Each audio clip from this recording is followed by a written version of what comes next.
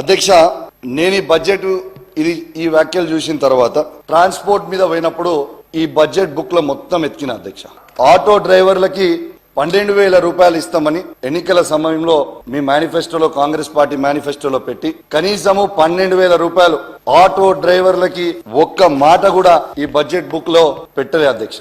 పెట్టకపోయేసరికి వాస్తవంగా నా హుజరాబాద్, జమ్మికుంట, ఇల్లంతకుంట, కమలాపూర్, వీణవంకలో ఉన్న ఆటో అసోసియేషన్లు అందరూ వచ్చి నన్ను కలిసి, అన్నా దయచేసి ఈ ఫ్రీ బస్సులు వచ్చినప్పటి నుంచి మాకు చాలా ఇబ్బంది అవుతా ఉంది, కానీ ఫ్రీ బస్సులు కూడా ఇవ్వండి, అద్భుతమైన పథకం, ఇంకా బస్సులు పెంచండి అధ్యక్ష, ఇంకా బస్సులు పెంచండి, ఫ్రీగా ఇవ్వండి, నో ప్రాబ్లం.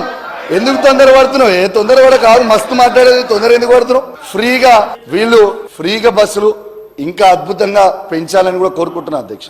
కానీ అదే విధంగా ఆటో కార్మికులను కూడా, ఆటో డ్రైవర్లని ఖచ్చితంగా వాళ్ళని కూడా మనము కాపాడుకోవాల్సిన అవసరం మన మీద ఉంది అధ్యక్ష. ఈ రాష్ట్రంలో దాదాపు 6 లక్షల మంది ఆటో డ్రైవర్లు ఉన్నారు అధ్యక్ష. దీంట్లో 3 లక్షల మందికి సొంత ఆటోలు ఉన్నాయి, ఈఎంఐల మీద కొనుక్కున్నారు. ఇంకా 3 లక్షల ఆటోలు రోజువారీ కిరాయికి తెచ్చుకుంటారు అధ్యక్ష. వీళ్ళకి కనీసం వాళ్ళ సొంత ఆటోలు ఉన్న వాళ్ళకి ఈఎంఐలు వెళ్తలేవు, కిరాయి తెచ్చుకున్న వాళ్ళకి కిరాయి కట్టే పరిస్థితి లేకుండా ఇబ్బంది పడతా ఉన్నారు. కాబట్టి దయచేసి వాళ్ళ మీద కోపం లేకుండా దయచేసి ఆటో కార్మికులకి వెంటనే న్యాయం చేయాలి. నెలకి దయచేసి వాళ్ళకు కూడా నెలకి 10,000 రూపాయలు మీరు కేటాయించాలని నేను విజ్ఞప్తి చేస్తా ఉన్నాను అధ్యక్ష. అదే అధ్యక్ష, ఈ గవర్నమెంట్ లో ఉన్న వాళ్ళందరికీ కూడా అడుగుతా ఉన్నా అధ్యక్ష, ఆటో డ్రైవర్ల ఓట్లు మాత్రం కావాలి, కానీ వాళ్ళ పాటలు మాత్రం అవసరం లేదా ఈ ప్రభుత్వానికి అని చెప్పి నేను అడుగుతా ఉన్నాను. ఇలా వాళ్ళు చాలా ఇబ్బంది పడతా ఉన్నారు అధ్యక్ష.